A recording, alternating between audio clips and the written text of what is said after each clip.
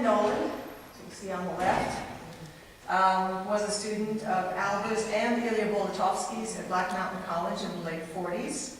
And so the idea of colors, the juxtaposition of colors, having no intrinsic meaning and yet having the relative quality of how they impact each other, color, pure color, you know, the stuff we associate with high formalism. That's straight out of Albers. So instead of squares, he did targets, and then he did the V-shaped chevrons. So he's Nolan is one of the artists who's acknowledged to have been one of the most impacted by Albers' teaching at Black Mountain College. In the upper right is a painting by Burgoyne Diller, much later than the two early reliefs. Little blue square tucked in there, that will be exhibited adjacent to minimalist works. Diller is not considered a minimalist officially, he's a high formalist. But he is a minimalist by the time he's painting this in 1962.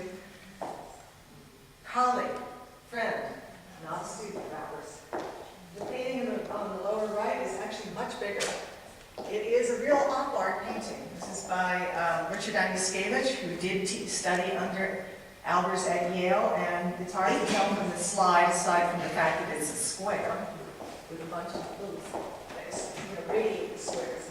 You actually see it in the flesh, and you can't tell it all on the slide, is that some of these thin strips are kind of a vivid blue tape. And so when you just move your eyes a little or do this a little, the whole thing shimmers in classic op art style. And Aniskevich has always acknowledged that he would never have gone in this direction if it hadn't been for Albers' teaching at Yale, especially his focus on the interaction of colors and the relationship of colors and the perception of combined colors. But a little less known is that Albers still continued to emphasize materials, and that students should do basic exercises. What they went on to do with the basic information, or what they learned from the basic exercises, was entirely up to them. He didn't expect to turn out, nor did he want to turn out a whole bunch of junior Alberses. He actually didn't want to turn out professional students at all. He said that's the problem with art schools.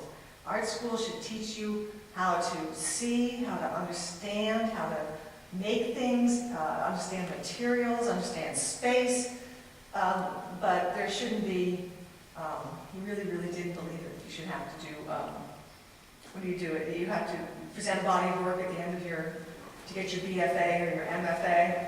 You really didn't think that mattered. What you did all along counted.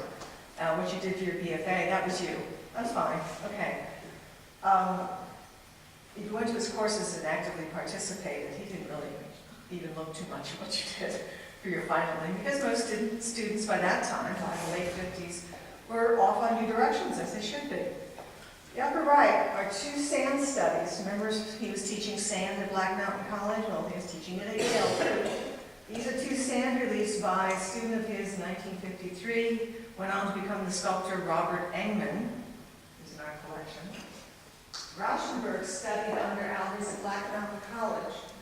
And if you don't see leaf collages and certain other things possibly giving form to what Rauschenberg went on to do, not in a strict one-to-one correspondence, but Rauschenberg always acknowledged Albers as an inspirational teacher.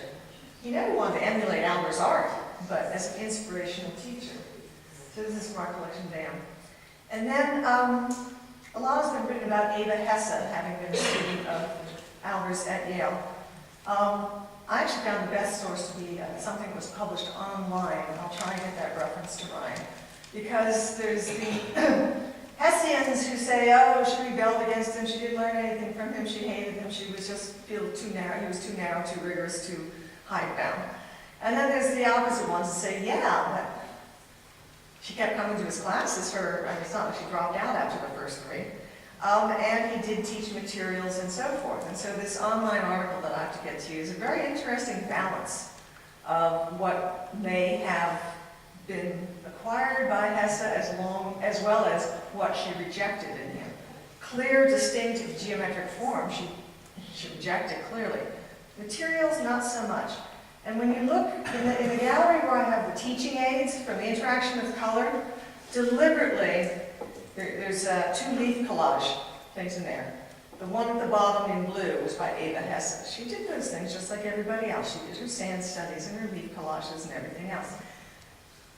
She's not an heir of Albers, but I think she was in some ways inspired by his return to the basics, and then she took it in her own wonderfully different direction.